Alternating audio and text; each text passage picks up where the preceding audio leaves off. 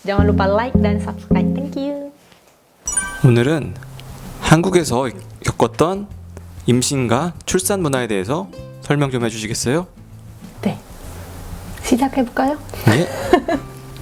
Nah, jadi di video kali ini saya mau sharing tentang pengalaman saya lahiran di Korea. Kemarin ketika saya hamil, itu saya ada dikasih uang selamat 600.000 won. Nah, jadi ini tergantung daerah. Jadi maksud saya tergantung di mana Anda tinggal. Jadi setiap daerah itu berbeda.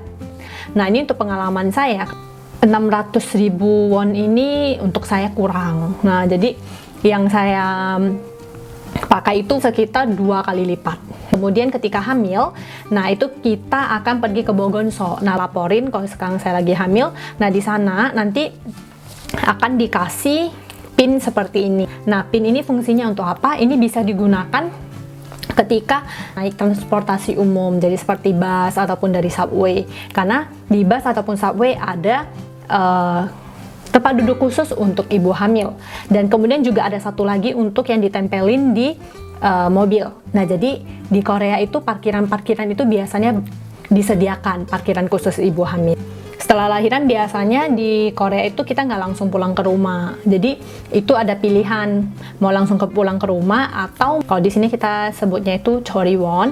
Nah, jadi dia untuk ada 1 minggu dan maksimalnya itu cuma 2 minggu. Nah, kalau untuk saya kemarin saya pakai yang 2 minggu. Di Choriwon ini itu akan diajarin gimana caranya merawat bayi yang baru lahir. Kemudian juga dikasih tips-tips gimana untuk memandikan anak, kemudian juga pokoknya edukasi tentang bayi dan ibu. Jadi di Choriwon 2 minggu, nah harganya sekitar 2-3 juta won. Nah, setelah di Choriwon itu saya kemarin pulang ke rumah, saya ambil lagi package itu Sanhu Churisa. Nah, jadi di sini saya gunakan yang 2 minggu. Nah, untuk harga 2 minggu ini sebenarnya harga normalnya itu 1.800.000. Karena saya ada asuransi kesehatan, jadi harganya itu saya cuma bayar 390.000. Sisanya itu ditanggung oleh pemerintah. Makanya kenapa kalau di Korea itu misalnya ada asuransi kesehatan, itu banyak sekali benefit-benefit yang bisa kita dapat. Jadi contohnya, ya salah satunya ya ini, kita dapat bantuan dari pemerintah. Apalagi angka kelahiran di Korea kan sangat menurun. Jadi pemerintah ingin meningkatkan angka kelahiran di Korea. Makanya diberikan dana bantuan kepada para ibu hamil. Untuk Sanhu Churisanya ini, itu enggak nginap. Sistemnya datang pagi, pulang sore. Nah, jadi dimulai dari jam 9 pagi sampai jam 6 sore. Tugas dari Sanhu Churisa ini itu sediain makan pagi, siang, malam.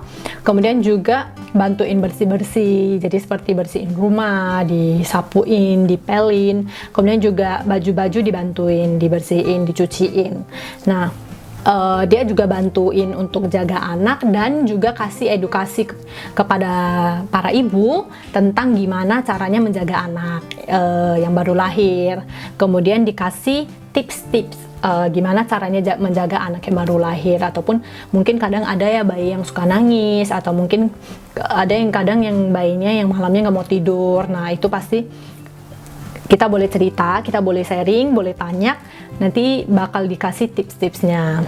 Ketika saya lagi hamil, itu kan dapat bantuan dari pemerintah 600.000. Nah, setelah saya udah lahiran, itu dapat lagi, tergantung dari di mana Anda tinggal. Jadi, maksudnya di daerah mana Anda tinggal. Kebetulan saya kan tinggalnya di daerah Incheon. Nah, jadi itu saya dapatnya 1 juta.